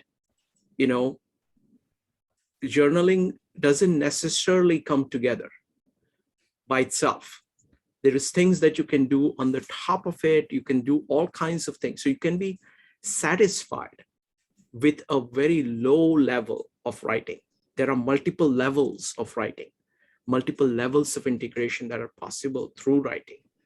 And many people, just like they are satisfied with the low levels of reading or low levels of listening or low levels of speaking, they are even more satisfied with low levels of writing. So that's why the question of saying, what is writing at its best, is a very important question, because you can, for yourself, you can, you can say that. So thank you very much, Brian. Really appreciate that.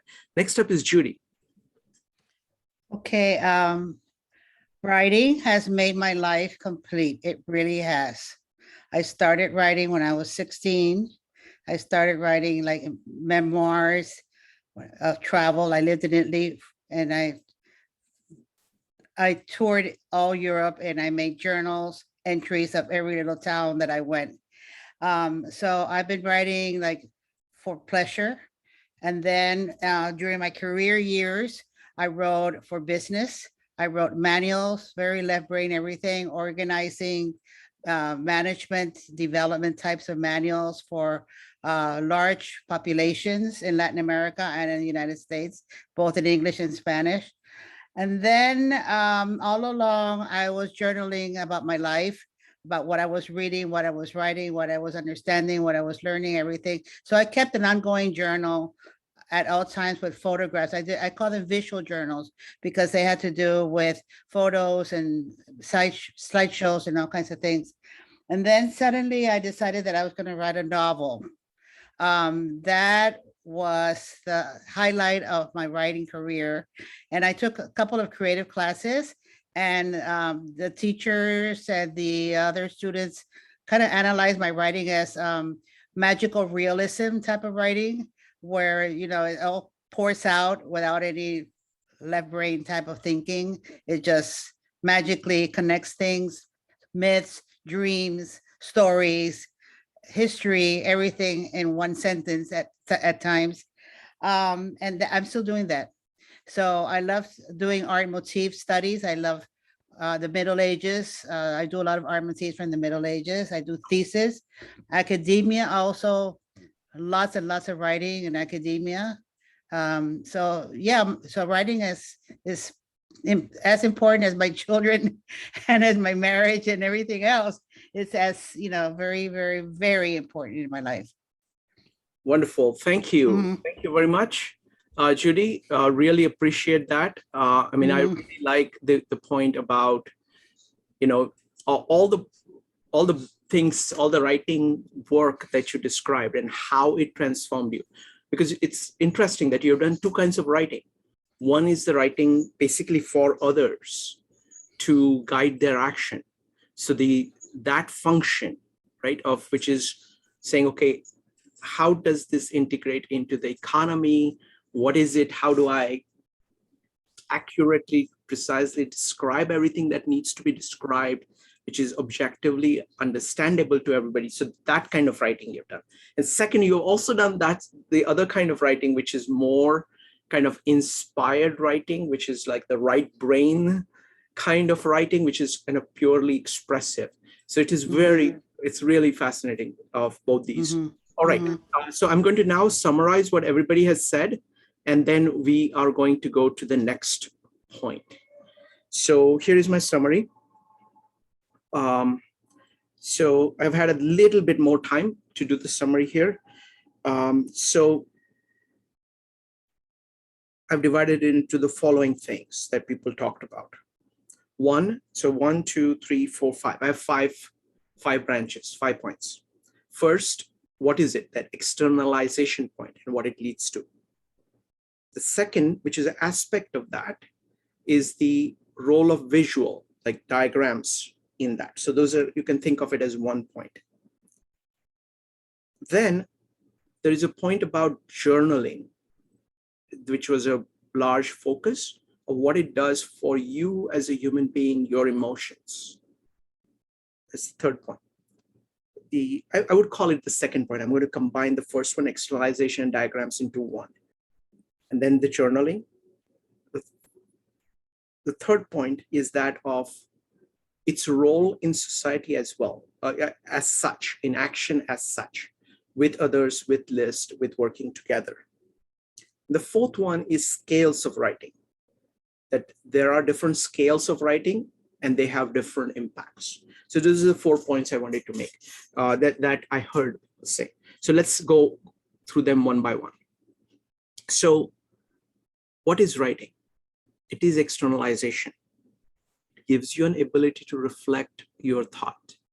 It allows you to engage your brain over time on the same thing, different parts of your brain selectively at different times in order to produce something which you could not have possibly produced otherwise. It allows you to edit your thoughts, to correct, to make them more precise, more comprehensive, more connected, more organized. It allows you to own your thoughts. It allows you to make your thoughts your own. It allows you to not only externalize it, but internalize by embossing whatever you have produced outside in your consciousness in a form which is far more effective and workable than ever before. A crucial tool of this is to do the diagrams, to put it visually so that both our right brain and left brain work together in this process of doing that. So that was point number one. The second point was about journaling. What the journaling does is that it allows you to express your feelings outside so you can look at it. You are able to see conflicts in them. You are able to see premises behind feelings, which you couldn't see while just experiencing the feelings. It allows you a catharsis of your feelings. It allows you to articulate things that were inchoate in your mind. It allows you to remember things, and it becomes a large part of you. It is a way of celebrating your being. Next function of writing, the third point, was about others. Writing for others makes it objective. It is not just for yourself, not just for your emotional purposes or your intellectual growth, but it's a tool for working with other people. It is tool for work. It is tool for planning. It is tool for working out the complexities, stages of a product, and using it as a framework for multiple people working together. And the final point is that there are scales of writing. If you're writing a book, if you're writing something, a sentence that is at a lower level than a paragraph or a larger thing. So you can write an entire philosophy, you can write an entire novel, and that will have a much profound impact on you. So no matter what scale you are writing at, currently there are other scales of writing that are open to you. So that's my summary of what everybody has said on writing. Now, the last question on the table is that of reading and writing. what can you learn about writing from reading? We've said some amazing things about reading. We've said some amazing things about writing. Now the question on the table is, how do we use this together? How does your reading at its best improve your writing at its best? How does your writing at its best improve reading at its best? What are the connections between these two things? I'm going to start with Joe, followed by Laura. Joe. Well, it allows you to improve your understanding of the world. So if you're reading something, you're starting with a new concept, but writing is the act of actually showing how you're processing that concept.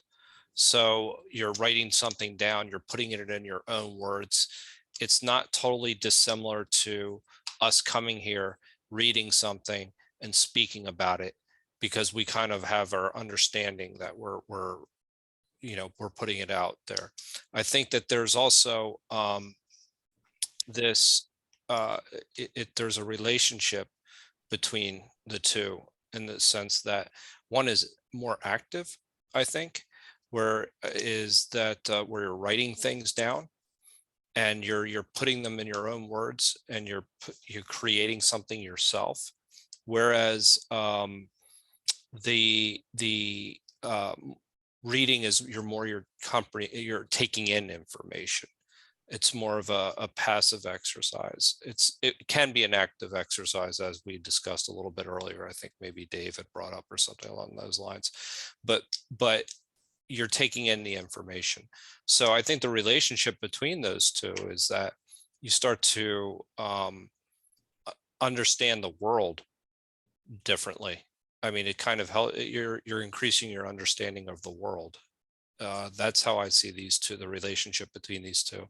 I mean, I have some probably other ideas, because I think that there's different ways that these ideas can manifest themselves. But I might put an exclamation point again. Sure. So thanks. Sounds good. Next up is going to be Laura. I'll come back to your point. I certainly agree with you that writing is far more active than reading. Reading can be active, and the way I see it is that I read to write. So writing is the primary thing, because that is the thing where I'm fully explicating my understanding of the world, and reading is a way of trying to understand other people's understanding of the world, and trying to, even the process of grasping it is the process of me writing it. So go ahead. Yeah, just really quickly, I think it's important is that with when you read something, you can start to question things, and then you can start to modify the ideas based on your writing. I think that that's the best way to express what I was trying to say. I read something, I can then start to understand it. And this is what literate culture does. And this is where ideas build on one another, but you can start to wonder if that makes sense. And then you write it down and then you make it your own. Yeah, no, that's a great point. I think in that sense, actually writing about what you're reading puts you in the same plane as the writer. So you are actually having a conversation, because if you're going to just listen to him, then you are actually operating at a much lower level of consciousness than the writer. But when you say, this is what I think, I have questions about this, but what about that? Now you are doing the same kind of thing that he did in order to produce that writing. Okay, wonderful. Thank you, Joe. Laura, what is the connection between reading and writing? Okay, I want to just say one thing first about books. When I was a child, we only used the library, and my dream was always to own books. And the minute I moved into my own house, I started buying books. So books are my favorite thing in the world, and I hate what Barnes and Noble did to local bookstores and everything. So anyway, I just adore books. But anyway, so what I want to say about reading and writing. So I think what a nice interaction is to begin to read, write what you think you read, put down what you think you read, then go back and read again and see if where it might match up, where you might have questions, what you might ask yourself, what the hell did I just, I didn't, and play with it. Make that an interactive activity until you're satisfied with what you wrote, so that you can use that as a true document, because at some point you never know when you might have to read it. It might be a part of history. It might be, maybe we'll lose all electronics and we'll have to go back to reading and writing that way. So that's my thought there. I think it's a very hard thing to learn to write from reading and vice versa. It's not an easy task to understand really how that person really wrote.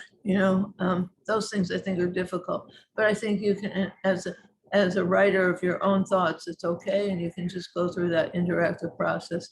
I think I'm very big on notes. I always took notes, as I said. And I think, for example, like when I read Chaucer, I had to translate every single solitary word, and that's just a labor. So you don't really know what you're reading. So you have to go back and read. And after you read, you got to write it in English so you understand what you just wrote and made it. So there's a good process there, and it's very good for the brain to go through that kind of activity. I think that book changed my life. I mean, of course, I was a math major in a senior level class of English majors. So I was really and I told the professor I want to leave. She said, no, stay. And it was the best experience I ever had. That's me, books, and what I have to say about reading and writing. Thank you, Laura. So I agree with you about this love of books. I mean, if you just think about it, it's such an incredible thing. Somebody spends their entire life thinking about stuff. That's their life's work.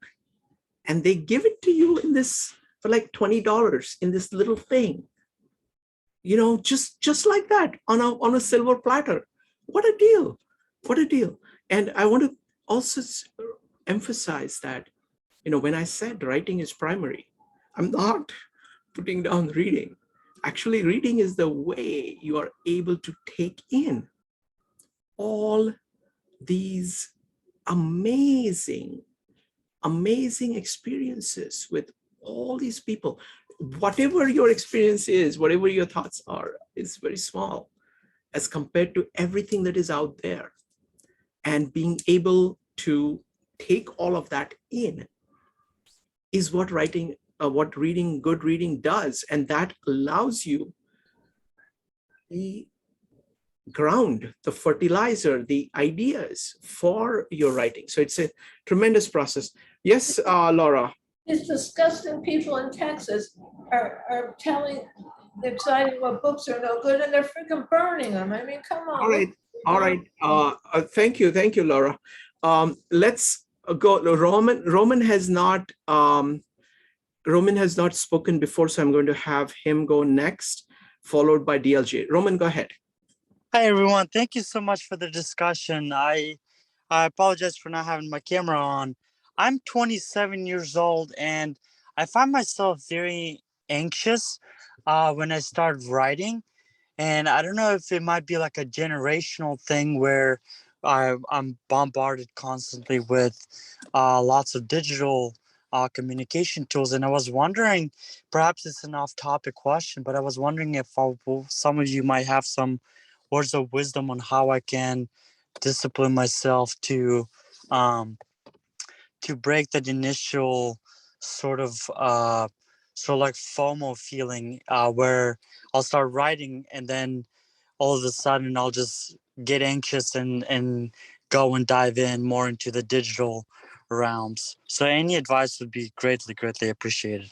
Thank you, Roman. I mean, it is off topic, but I'll answer it very shortly.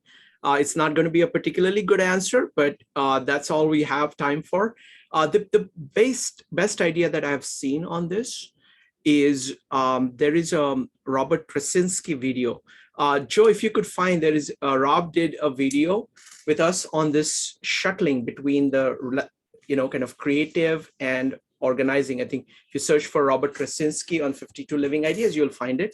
That's the best idea I have found, because what happens is that it is necessary in order to write. You require two very different skills. And if you try to exercise the same skills together, both of them stop working. One skill is that of analysis, of logically seeing what is the structure of it. How should exactly things be said? Okay, that's the left brain function. And second is the creative function of just getting things out on the paper. Now, each of these parts of our brain have different natures and operate differently. If you try, most people who are afraid of writing are saying that they try to edit themselves while they are trying to create, and that stops the creative process. And when they're trying to edit, their creative process interferes with it, so the editing is not good either. So it is important to kind of being able to switch between those two. So that's the best idea. And there is a video that my friend Robert Krasinski, who is has written a lot and has taught many students. That is the idea that is fully explicated in that. All right. Next up is going to be DLJ, Maritza, Dave, and Brian. The question on the table is, what is the interaction between reading and writing, and how do you make reading at its best make your writing better, and writing at its best make your reading better? Go ahead, DLJ. Yeah, good question. So I'm going to pick up on Joe alluded to this. One is input, one is output. To get to answer the question, then you've got to obviously recognize that there's a feedback loop. So it's that feedback loop we're actually talking about here, right?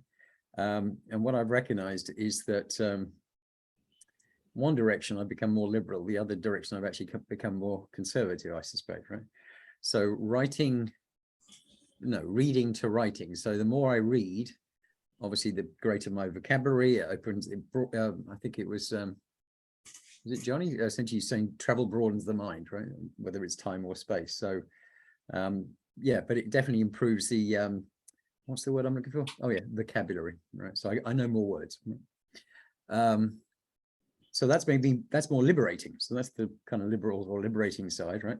The other, writing to reading, the better I get, the better I think I get at writing, the more pedantic I become when reading other people. So I start to be irritated.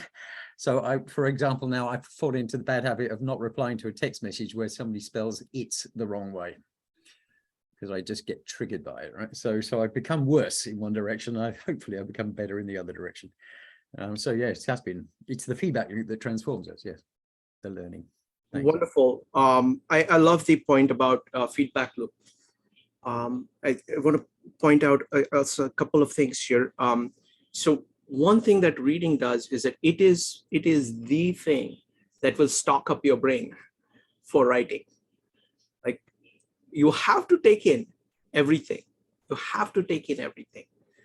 You have to take in a lot, so that you have not just vocabulary, just the lowest level units, but you're getting lots of connections, lots of ideas, lots of thoughts, lots of theories, and you're taking all of them in.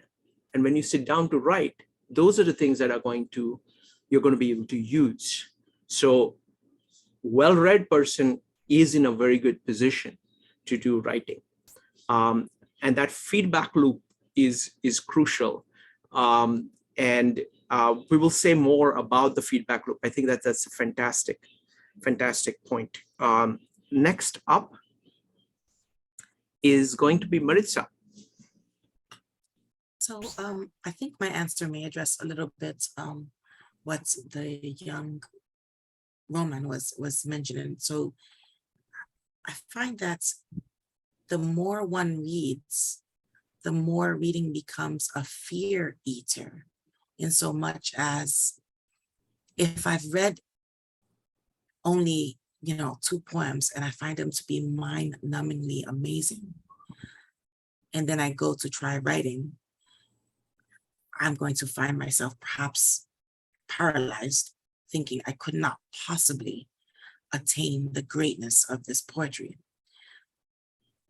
But if instead of 2 poems, I've read 2,000, I see the range.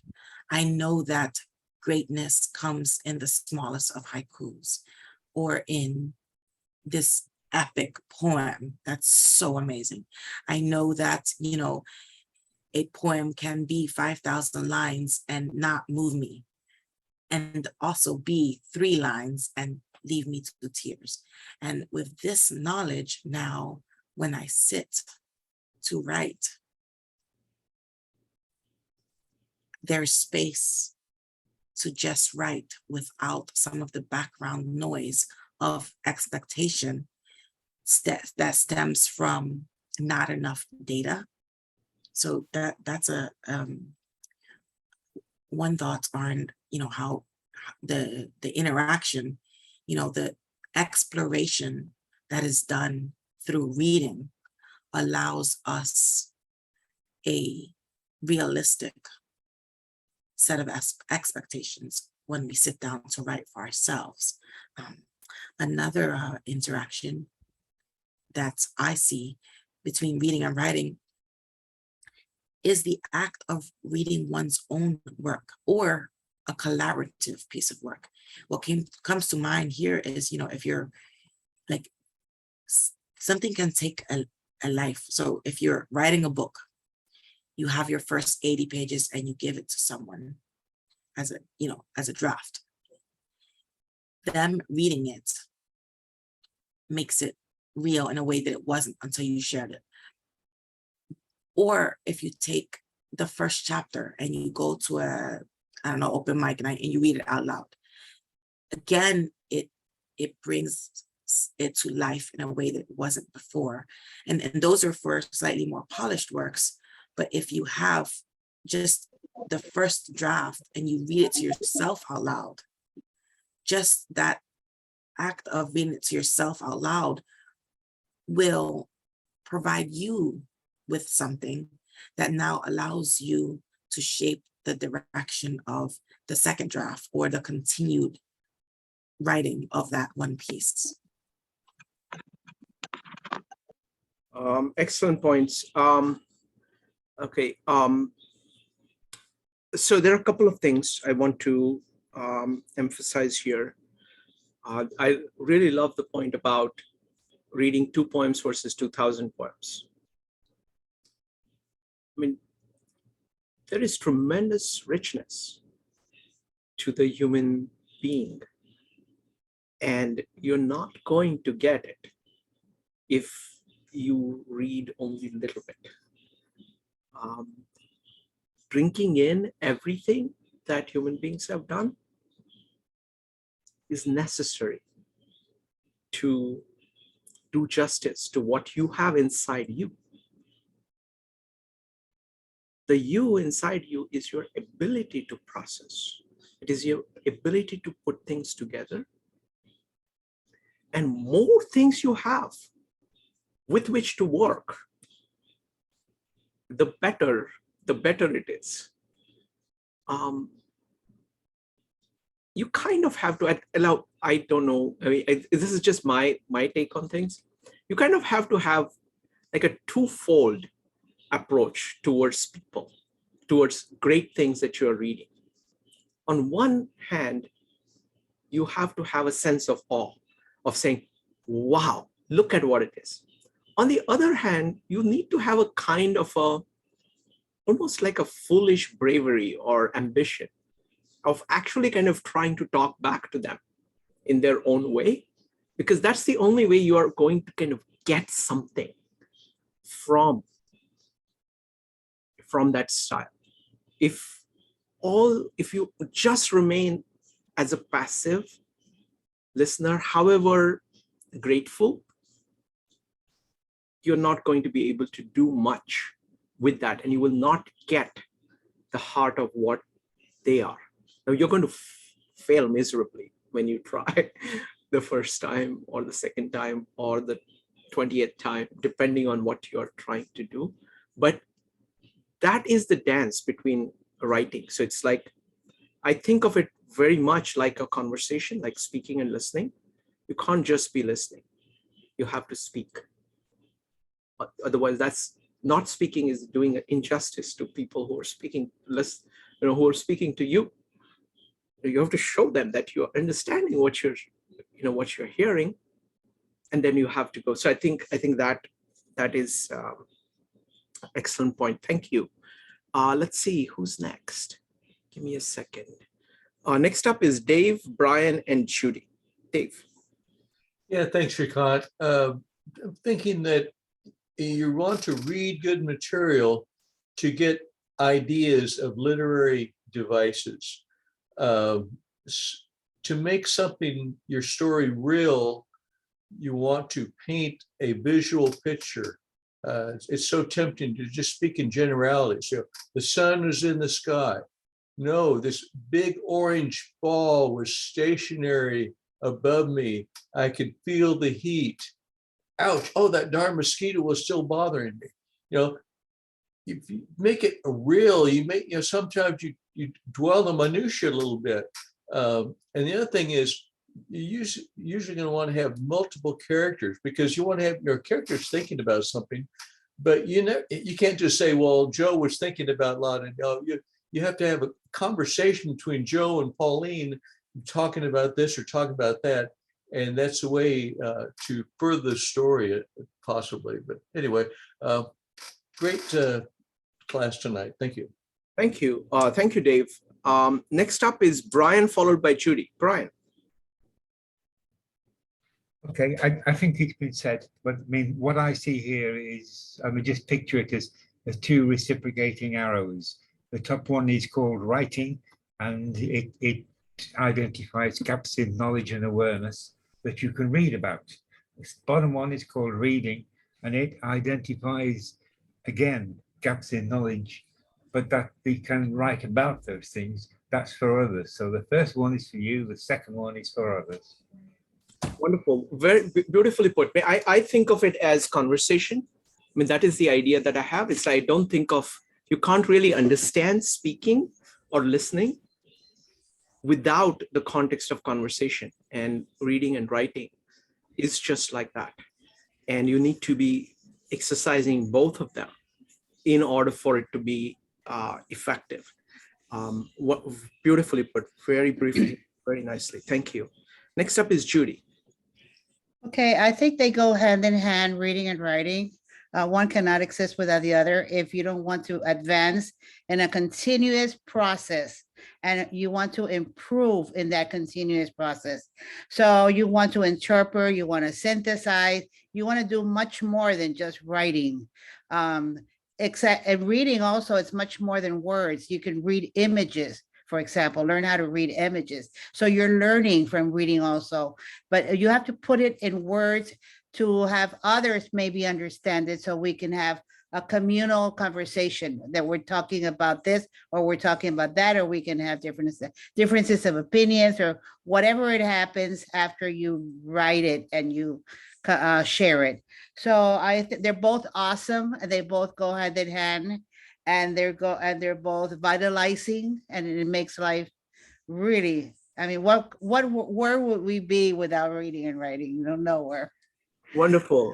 Well, thank you. Folks, this has been great. I just wanted to give you a chance to talk about what you got from this meetup, because what we're going to do is that my tentative plan now is to next week continue on listening and speaking. That's my tentative plan. I'm not sure.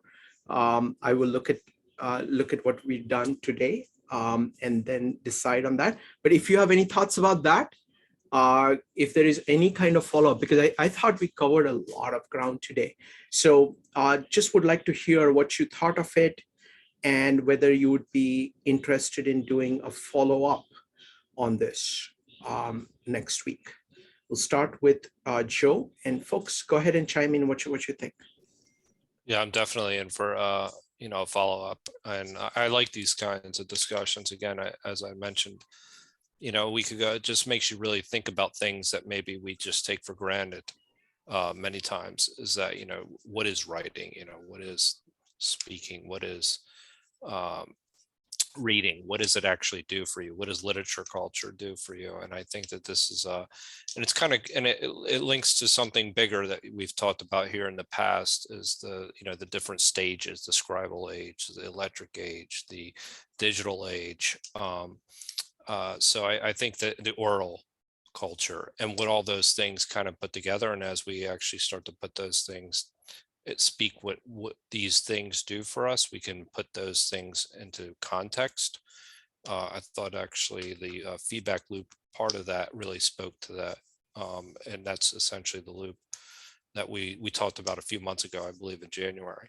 Yeah, no, I thought that this is good. I'd be interested in more, and I'd be interested in doing actually something like last week again at some point soon too, because that was an interesting one. It was tough. But I liked it. Thank you, Joe. Next up is Brian. Brian, what did you think? I thought it was an excellent session. I really enjoyed it. These 4 items, the reading, writing, and the listening, speaking, are so important to all of our lives these days, and we don't really think about it very much. We're going through tonight, certainly I have, with reading and writing, I've actually thought about the processes I use and how it works for me. And it's been very enlightening. So thank you. Really enjoyed it. Wonderful. Thank you, Brian. Really appreciate that. And especially coming from you, I know that you've done a lot of reading and a lot of writing. So thank you. Next up is Laura and Judy. Laura, what did you get from this meetup? A lot. I came into this thing, what the hell is this going to be about? I didn't have an idea. So, and they are all like this, and it's all amazing. You know, you really make is turn our brains on, and these are all fabulous. I mean, this is a great thing to do, sort of as a culmination of our season. You know, instead of finals, this is much better. Yeah, I think that it's energizing. It's awakening. You know, I have so many thoughts. Now I look at trees so differently. You know, and when people are not doing okay, I talk to them about trees and nature. And you know, and I almost want to go hug a tree for them just so that they can feel the energy. You know, and it's given me a whole other mindset on life, which I honestly needed. So it's really, that's a personal thing for whole other reasons. But thank you. I just have a blast. I mean, you should just keep going on Friday. There's a lot of things we can have. Thank you. Next up is Judy. Thank you. Judy, go ahead. Oh, okay. I had a blast too. I mean, I thought it was great, and I love these subjects. And sometimes I think that I can speak for myself. I'm going on like a robot or like a zombie without really self-reflecting on what I'm doing or why I'm doing things. And these meetups, especially the comprehensive ones that we're doing on Wednesdays with these subjects of it sounds trivial, but it's not trivial. It sounds like, okay, let's talk about reading. Okay, yeah. But the moment that we start talking about reading, or writing or speaking or understanding or the other ones that we've done, I mean, it's like a whole world opens. It's a new world, things that we knew that we were doing, but we didn't realize that we were doing it. So these meetups are great in that sense. So thank you. It's like putting a mirror in front of you. Thank you. Wonderful. Thank you. Thank you, everybody. All right. Can I say one more thing? We'll see you soon. What are we going to do? We have got Thursday and Friday, we're going to be doing Bhagavad Gita. And let's do a follow-up next Wednesday. All right. Take care, everybody. Bye.